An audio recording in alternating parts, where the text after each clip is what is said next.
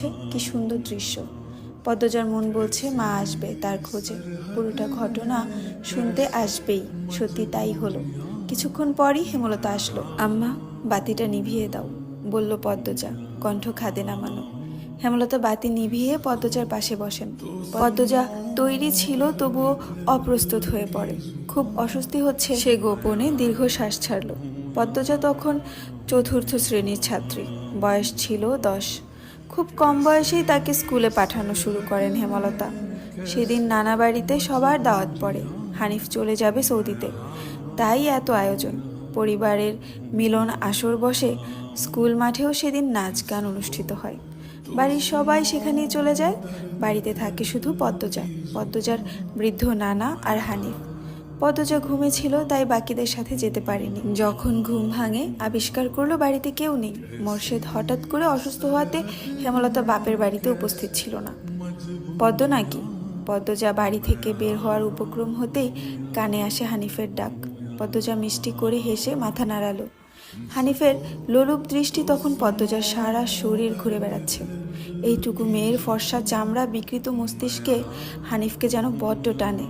আয় তো, আমার ঘরে আয়। সহজ সরল শিশুসুলভ পদ্মজা মামার ডাকে সাড়া দিল। সে শুনেছে মামা ভাগ্নে যেখানে, আপদ নেই সেখানে। অথচ সেই দিন সে মামাকে ঘোর বিপদ হিসাবে জানল। পদ্মজা রুমে ঢুকতেই হানিফ দরজা লাগিয়ে দিল।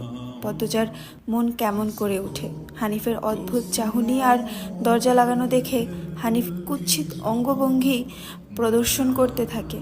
পদ্মজার দেখতে খুব খারাপ লাগছে, ভয়ও করছে। এদিকে আয় তো, তোর লগে গল্প করি।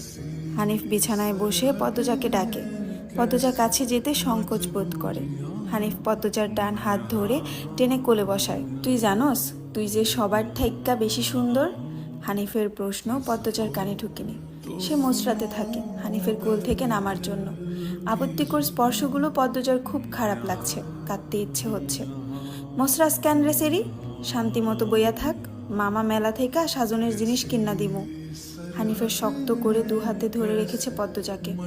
পদ্মজা কিছুতেই নামতে পারছে না। মামা, আমি চলে যাব, কাঁদো কাঁদো হয়ে বলল পদ্মজা। কই যাবি?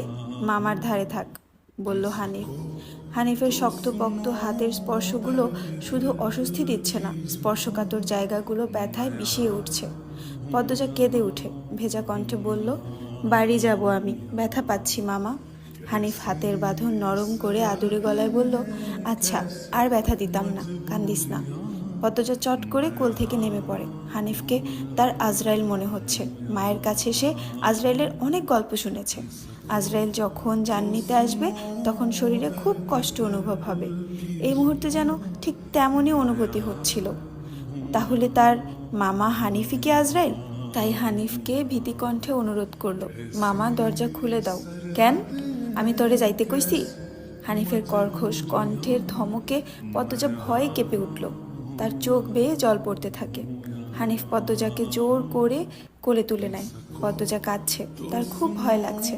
বারবার বলছে, মামা আমি বাড়ি যাব। হানিফের তাতে বিন্দুমাত্র ভ্রুক্ষেপ নেই। বাড়িতে কেউ নেই, বৃদ্ধ সৎ বাবা কানে শুনে না। পদ্মজা হানিফকে কিল ঘুষি দিতে থাকে, সেই সাথে জোরে জোরে কান্না শুরু করে। এভাবে কাঁদলে পাশের বাড়ির যে কেউ চলে আসবে। হানিফের রক্ত টকবক করছে উত্তেজনায়। সে দ্রুত ওড়না দিয়ে পদ্মজার মুখ, হাত, পা বেঁধে ফেলল। পদ্মজার দু চোখের পানি হানিফের চোখে লাগেনি। হানিফ ভীষণ আনন্দ পাচ্ছে, পৈশাচিক আনন্দ পাচ্ছে। সে সিগারেট জ্বালায়। খুব আনন্দ হলে তার সিগারেট টানতে ইচ্ছে হয়। সিগারেট টানতে গিয়ে মাথায় আসে নিঃশংস ইচ্ছে। নাক মুখ দিয়ে ধোঁয়া উড়িয়ে সিগারেট দুই আঙ্গুলের মাঝে রেখে পদ্মজার বাম পায়ের তালুতে চাপ দিয়ে ধরে রাখে। পদ্মজা হাউমাউ করে কেঁদে উঠল। হেমলতা দু হাতে শক্ত করে মেয়েকে বুকের সাথে জড়িয়ে ধরেন। পদ্মজা কাঁদতে কাঁদতে বলল, আম্মা, তখন আমার খুব কষ্ট হচ্ছিল, আমার দমটা বেরিয়ে যাচ্ছে মনে হচ্ছিল। আমি তোমাকে খুব ডাকছি, আম্মা, তুমি তো আসোনি। পদ্মজার কথাগুলো হেমলতার বুক রক্তাক্ত করে দেয়। এ যেন 1971 সালের পাকিস্তানিদের নৃশংসতা। নিজের চোখে তিনি দেখছেন পাকিস্তানিদের নিষ্ঠুরতা। হানিফ আর তার দেখা অত্যাচারী পাকিস্তানিদের মধ্যে কোনো তফাৎ নেই। হেমলতা নির্বাক বা ক্রুদ্ধ, শুধু অনুভব হচ্ছে তার বুকে পড়ে আদরের পদ্মজা হাউমাউ করে কাঁদছে, সর্বাঙ্গ যেন কাঁপছে। হানিফকে ক্ষত বিক্ষত করে দিতে হাত নিষ্পিস করছে। সেদিন একটুর জন্য পদ্মজা ধর্ষণ হয়নি। বাড়িতে সবাই ফিরে এসেছিল। পদ্মজা পোড়া স্থানের যন্ত্রণা সহ করতে না পেরে অচেতন হয়। বাকিটুকু আর পদ্মজাকে বলতে হয়নি। হেমলতা জানেন পদ্মজার গা কাঁপিয়ে জ্বর আসে।